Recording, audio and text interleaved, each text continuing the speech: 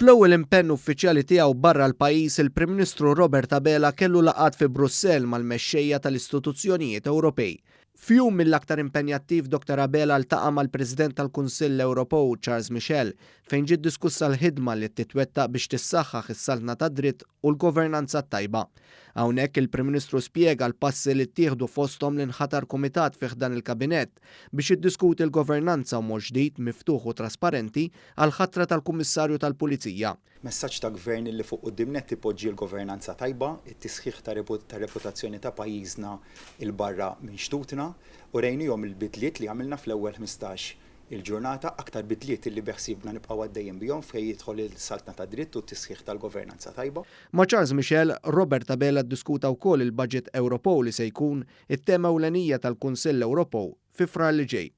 F'dan il-Kunsill li Malta l-ewwel darba se tkun rappreżentata mill-Prim Ministru ġdid, il-mexxejja tal-Istati Membri jridu jaqblu fuq pakkett finanzjarju għas-7 snin li ġejjin.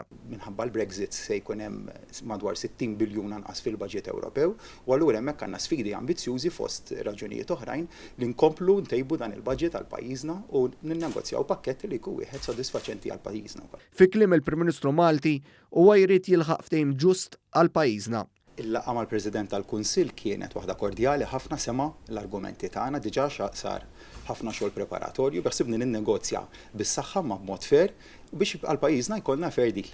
Min-naħa tiegħu il-President tal-Kunsill Ewropew Charles Michel awgura lil Prim Ministru Robert Abela fl-irwol tiegħu u taħla appoġġ kollu tiegħu biex ikompli jsaħħaħ is-saltna tad-dritt f'Malta. L-impenn ta' Dr. Abela ssokta b'laqgħa kordjali mal-President tal-Parlament Ewropew David Sassoli. F'din il-laqgħa ġiet diskussa l-immigrazzjoni u l-ħtieġa ta' soluzzjoni permanenti għal din il-kwistjoni. Ma nistgħux aħna nerfgħu waħedna il-kobor ta' din il-problema u bil-forsi rid ikollna burden sharing dil-pajjiżi kollha tal-Unjoni Ewropea u pajjiżi oħrajn jifhmu li aħna pajjiż żgħar wisq biex nerfgħu din il-problema waħedna u insistejt hemmhekk u kelli kooperazzjoni u fehmu l-pożizzjoni tagħna illi bil-forsi rid ikollna għajnuna f'dan is-suġġett u għajnuna immedjata u li jkollna wkoll pjan mhux dajsa b'dajsa ma li jkollna pjan permanenti u programm holistiku. Id-diskussjoni tiffokaw ukoll fuq il-Patt Ekoloġiku Ewropew li jitkellem dwar miri ta' enerġija li tiġġedded, it-tibdil fil-klima u temi oħra ambjentali. Intant il-Prim Ministru Abela kellu laqgħa wkoll mal-membri parlamentari Ewropej Maltin fil-Parlament Ewropew.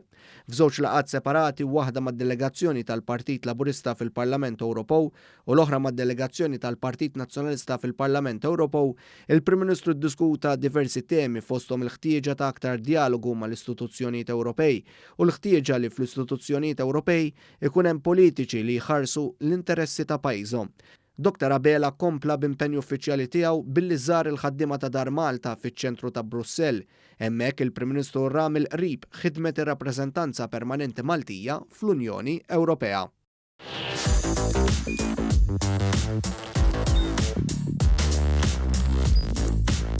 Idħol fuq one.com.mt u hemmhekk tista' tara l-programmi kollha li jxandru fuq One permezz ta' One Play.